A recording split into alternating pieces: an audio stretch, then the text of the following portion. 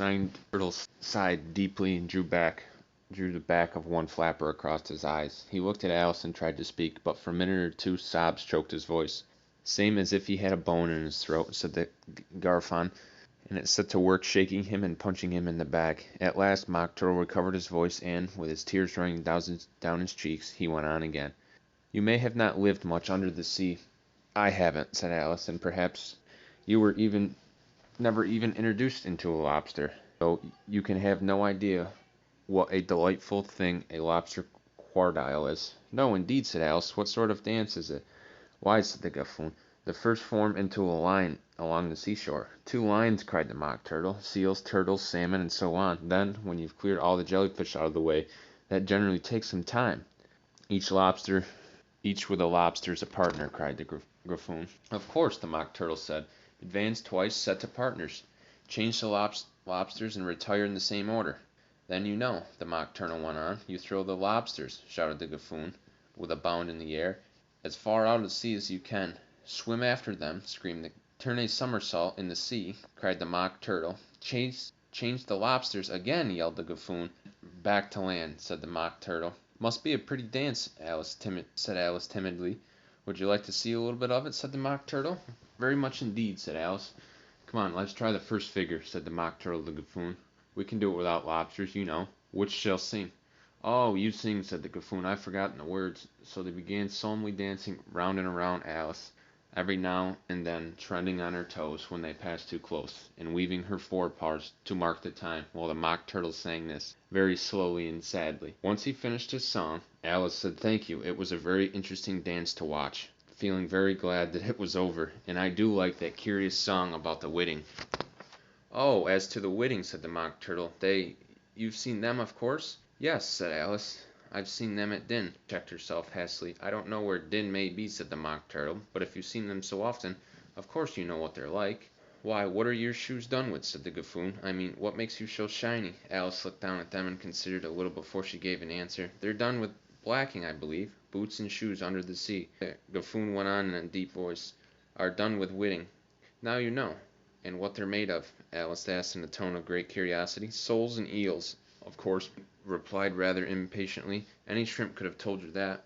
If I'd be Whiting, said Alice, whose thoughts were still running on the song, I'd have to be piece. Keep back, please.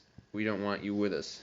They were obligated to have him with them, said the Mock Turtle. No wise fish will go anywhere without a poor. Wouldn't it really? Said Alice, in a great tone of surprise. Of course not, said the Mock Turtle. Why, if a fish came to me and said he was going on a journey, I should say with what poor piece. I mean, what I say, the Mock Turtle replied in an offended tone. I could tell you my adventures beginning from this morning, said Alice a little timidly, but it's no use going back to yesterday, because I was a different person then. Explain all of that, said the Mock Turtle. No, the adventures first, said the Guffawn. So Alice began telling her adventures from the time that she first saw the white rabbit. She was a little nervous about it just at first. The 2 creatures got so close to her, one on each side, and opened their eyes and mouths so very wide that she gained courage as she went on. Her listeners were perfectly quiet till she got to the part about her repeating, You are old, Father William, to the caterpillar, and all the words coming out different. And then the Mock Turtle drew a long breath and said, That's very curious. It's all about as curious as can be, said the Guffawn. It all came different, the Mock Turtle repeated thoughtfully. I should like to hear her try and repeat something now. Tell her to begin. He looked at the Guffawn as if he thought it had some kind of authority over Alice. Stand up and repeat it, till this voice is sluggard, said the Guffawn. How the creatures order one about and make one repeat lessons, thought Alice. I might just as well be at school at once. However, she got up and repeated it. That's different from what I used to say back when I was a child, said the Guffawn. Well, I never heard it before, said the Mock Turtle, but it sounds uncommon. Nonsense. Alice said nothing. She had sat down again with her face in her hands, wondering if anything would ever happen in a natural way again. I should like to have explained it, said the Mock Turtle. She can't explain it, said the Guffawn hastily. Go with the next verse. But about his toes, the Mock Turtle persisted. How could he turn them out with his noise, you know? It's the first position in dancing, Alice said, but she was dreadfully puzzled by the whole thing, and longed to change the subject. Go on with the next verse, the Guffawn repeated immediately. It begins, I passed by his garden. Alice did not dare to disobey, though she felt sure it would all come out wrong. So she went on with repeating it in a trembling voice. "What is the use of all that stuff?" the Mock Turtle interrupted. "If you don't explain it as you go on, it's by far the most confusing thing I've ever heard." "You'd be better off," said the Guffawn, and Alice was only too glad to do so. "Shall we try another figure of the lobster crocodile?" the Guffawn went on. "Or would you like the Mock Turtle to sing you a song?"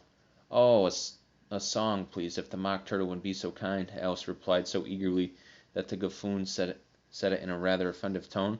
No accounting for taste. Sing her turtle soup." Mock Turtle sighed deeply and began in a voice. "Chorus again!" cried the Guffawn.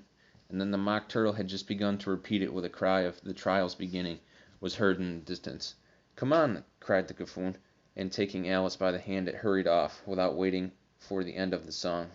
"What trial is it?" Alice panted as she ran, but the Guffawn only answered, "Come on!"